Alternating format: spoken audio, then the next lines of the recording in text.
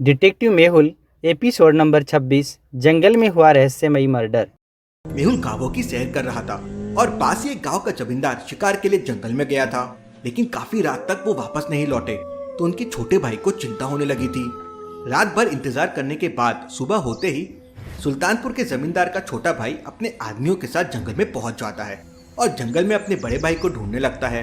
जंगल के बीच में पहुंचते ही वो देखता है कि तालाब के पास में उसका भाई नीचे पड़ा हुआ है। वो और उसके सारे आदमी दौड़कर जमींदार के पास पहुंच जाते हैं, लेकिन जमींदार मर चुका था। मेहुल भी उस समय गांव के पास में था। जब उसे यह खबर मिलती है तो वो तुरंत जंगल में पहुंच जाता है और वो उस जमींदार की डेड बॉडी के पास में जाता है जो तालाब के किनारे पड़ी हुई थी। डेड बॉडी के आसपास बहुत सारे लोग और उनका छोटा भाई भी खड़ा हुआ था। मेहुल सीधे जमींदार के छोटे भाई के पास जाता है और उससे कहता है, मैं डिटेक्टिव मेहुल हूँ, मुझे पूरा मामला बताओ। यहाँ पर सोचने वाली बात यह है कि मेहुल को कैसे पता चला कि वही जमींदार का छोटा भाई है। यहाँ तो इतने सारे लोग हैं, सोचिए सोचिए लॉजिकल आर्मी।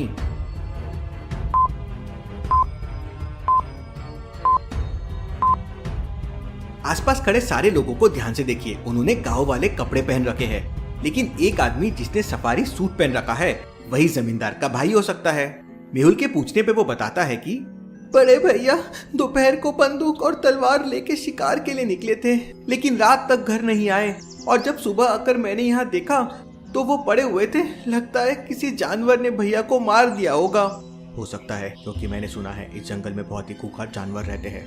मेहुल वहाँ उपस्थित सभी लोगों से पूछताछ करता है। सभी लोग लगभग एक ही बात कह रहे थे, जमींदार को शिकार करते करते 20 साल हो गए हैं, लेकिन आज तक कोई जानवर उनका बाल भी बांका नहीं कर सका। उन्हें जानवर से निपटना अच्छे तरह से आता था, तो कोई जानवर उन्हें इतनी बुरी तरह कैसे मार सकता है। और सोचने वाली बात यह है कि जानवर उन्हें मार के पानी में क्यों फेंक देगा। Interesting, very very interesting. Mehul की नजर फिर से डेड बॉडी पे पड़ती है तो उसे वहाँ एक बहुत इंपॉर्टेंट चीज मिसिंग मिलती है। अब मुझे पक्का यकीन हो गया है कि ये एक मर्डर ही है। लॉजिकल आर्मी, क्या आप सोच के बता सकते हैं मेहुल को क्या मिसिंग लगा जिससे वो समझ गया कि एक मर्डर ही है? सोचिए सोचिए।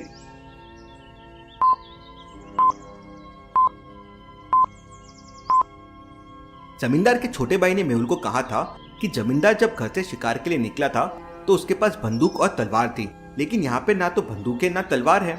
अगर कोई जानवर अपने मुंह में दबाकर बंदूक या तलवार लेके भी जाता तो दोनों में से एक चीज लेके जाता। दोनों चीजें एक साथ ले जाना किसी जानवर के लिए भला कैसे संभव है? हो सकता है इस जमींदार को किसी जानवर ने नहीं बल्कि किसी और ने मारा हो। मेहुल को वहाँ आसपास की जितनी भी चीजें मिलती है मेहुल उनके फिंगरप्रिंट्स ले लेता है और डॉक्टर संजना के पास शहर में भिजवा देता है। तालाब के पास अच्छे से छानबीन करने के बाद मेहुल उस जमींदार की बॉडी को उल्टा करता है ताकि बॉडी को अच्छी तरह से चेक कर सके। बॉडी को उल्टा करते ही मेहुल कहता है, इसका मतलब मेरा शक सही था, ये जमींदार का किसी ने मर्डर किया है। तो क्या बता सकते हैं जमींदार की बॉडी में मेहुल ने ऐसा क्या देखा जिससे वो समझ गया कि एक मर्डर ही है?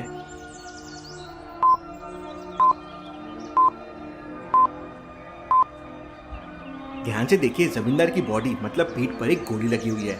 इसका मतलब किसी ने जमींदार को गोली मार दी है और ना कि उसे किसी जानवर ने मारा है।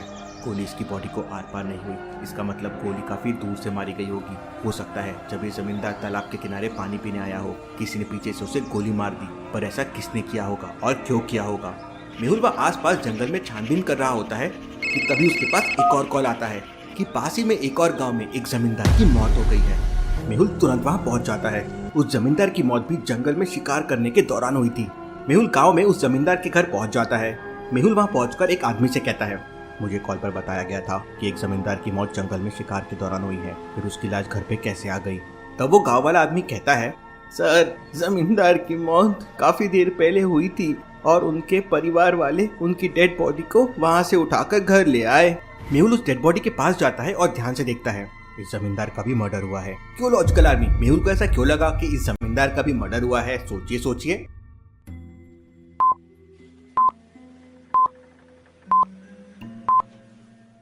ध्यान से देखिए, इस जमींदार के पेट में बस एक बड़ा सा निशान है जहाँ से खून बह रहा है और कोई निशान नहीं है। मतलब कोई नुकीली चीज से उसे मारा गया है। अब अगर कोई जानवर अपने नाखून से मारता तो काफी ज्यादा मार्क्स होते, ना कि बस एक mark. Interesting, very very interesting. कोई जमींदारों को मार क्यों रहा है? जल्दी से जल्दी मुझे पता लगाना होगा। मेहुल वहाँ उपस्थित एक आदमी से कहता है, क्या तुम मुझे जंगल में उस जगह का पता बता सकते हो जहाँ पर इस जमींदार की मौत हुई थी? तब वो आदमी कहता है, जरूर, चलिए मेरे साथ। मेहुल उस आदमी के साथ जंगल में पहुंच जाता है जंगल में घुसते ही उन लोगों को सामने शेर आता हुआ दिखता है। शेर को देखते ही मेहुल और वो आदमी झाड़ियों के पीछे छुप जाते हैं और झाड़ियों से छुपकर देखते हैं तो शेर इसी तरफ चला आ रहा था। अगर ये शेर हमारे करीब आ गया तो दिक्कत हो जाएगी, मुझे कुछ करना होगा। मेहुल अपने पॉकेट से एक छोटा माइक्रो स्पीकर निकालता है और उसके स्पीकर को अपने मोबाइल से कनेक्ट करता है और जोर से शेर की तरफ फेंक देता है और वापस झाड़ियों में छुप जाता है। और फिर अपने मोबाइल की मदद से स्पीकर में बहुत ही खतरनाक और तेज आवाजें निकालता है और रिंगटोन बजाता है। ये सब सुनकर शेर विचलित हो जाता है और दूसरी दिशा में भाग जाता है। मेहुल के साथ जो आदमी आया था वो बहुत डर जाता है। मैं अब और आगे आपके साथ नहीं जा सकता हूँ, मुझे बहुत डर लग रहा है, मैं वापस जा रहा हूँ। इतना कहते ही वो आदमी वापस लौट जाता है। दोनों मर्डर में कुछ ना कुछ रिलेशन जरूर है। दोनों जमींदारों को मारा गया और जंगल में ही मारा गया। अब जंगल में मेहुल अकेला था और जंगल में खतरनाक जानवर थे, लेकिन मेहुल हिम्मत करके जंगल में आगे बढ़ने लगता है। मैं ये केस आज ही सॉल्व कर लूंगा। मेहुल आगे चलने लगता है और थोड़ी देर बाद उसे दो रास्ते दिखाई देते हैं। क्या आप दोनों रास्तों को देख के बता सकते हैं मेहुल को कौन सा रास्ता लेना चाहिए, ए या बी? सोचिए सोचिए लॉजिकल आर्मी।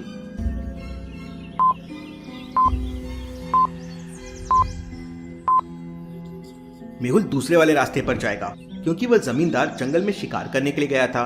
अब वो उस रास्ते पर ही गया होगा जहाँ पर उसे बहुत सारे जानवर मिल सके। पहले रास्ते पर कोई भी जानवर के पैरों के निशान नहीं है और दूसरे रास्ते पे बहुत सारे जानवरों के पैरों के निशान है। मेहुल दूसरा रास्ता लेता है और आगे बढ़ने लगता है। थोड़ी देर बाद मेहुल उस जगह पर पहुंच जाता है जहाँ पर जमींदार की मौत हुई थी। वहाँ पर बहुत सारे लोगों के पैरों के निशान थे और खून के कुछ धब्बे अभी भी जमीन पर साफ साफ दिखाई दे रहे थे। गांव वाले उस जमींदार की डेड बॉडी को लेने आए होंगे, इसलिए यहाँ पर इतने सारे लोगों के पैरों के निशान हैं। मुझे कोई ना कोई सुराग यहाँ जरूर मिल जाएगा। तभी मेहुल को किसी के होने का एहसास होता है। कोई पीछे से आके मेहुल को धक्का देता है। मेहुल गिर जाता है और अपनी कद निकाल के फायर ही करने वाला होता है कि आलिया हंसने लगती है। सर, मैं हूँ। आप मुझे अकेले छोड़ के चले गए थे, लेकिन मैं आपको अकेला नहीं छोड़ती हूँ। आलिया, छोटी बच्ची हो क्या? अभी मैं तुम पे गोली मारने वाला था। फिर आलिया मेहुल को एक अंगूठी देती है और बताती है कि उसे ये जंगल में इसी जगह के पास में मिली थी। अंगूठी बहुत ही कीमती थी। ये अंगूठी तो बहुत कीमती है, जरूर जमींदार की होगी। तभी आलिया मेहुल को बताती है कि दोनों जमींदार रिश्तेदार है। सुल्तानपुर के जमींदार का भाई ये जमींदार का जवाई है। Interesting, very very interesting. मतलब हो सकता है खून करने वाला कोई एक ही आदमी हो। वेल डन आलिया, तुमने एक अच्छा सुराग ढूंढ लिया है। मेहुल और आलिया वो अंगूठी लेकर वापस गाँव आ जाते हैं और जमींदार के बेटे से पूछते हैं, क्या ये अंगूठी तुम्हारे पापा की थी? तब वो लड़का कहता है, नहीं सर, मेरे पापा ऐसी कोई भी अंगूठी नहीं पहनते थे। Interesting, very very interesting. अब तो पक्का ये अंगूठी खूनी की है और खूनी बड़े घर का है जो इतनी महंगी अंगूठी पहनता है। मेहुल फिर वो अंगूठी लेकर गांव के सुनार के पास जाता है और उससे उस अंगूठी के बारे में पूछता है। तो वो सुनार कहता है, हाँ, अंगूठी मैंने ही बनाई थी। ये अंगूठी मैंने सुल्तानपुर के जमींदार के छोटे भाई के लिए बनाई थी। वो इस गाँव के दामाद है। मेहुल तुरंत समझ आता है कि ये सब सुल्तानपुर के जमींदार के छोटे भाई ने ही किया है, वरना उसकी अंगूठी यहाँ कैसे आती, जबकि वो इस वक्त सुल्तानपुर में है। मेहुल सुल्तानपुर जाकर तुरंत उसके भाई को पकड़ लेता है और फिर वो भाई सब सच बता देता है कि उसने ये सब अपने भाई की जायदाद और अपनी पत्नी के मायके की जायदाद हड़पने के लिए किया था। इस प्रकार मेहुल ये केस सॉल्व कर लेता है और उसे पकड़ लेता है। डिटेक्टिव मेहुल और आलिया रॉक्स। आपको ये वीडियो कैसे लगी हमें कमेंट में ज़रूर बताएं। नेक्स्ट एपिसोड देखने के लिए हमारे चैनल को सब्सक्राइब करें और वीडियो पसंद आई हो तो वीडियो को लाइक करें। अपने दोस्तों के साथ शेयर करना ना भूलें। Thanks for watching this video.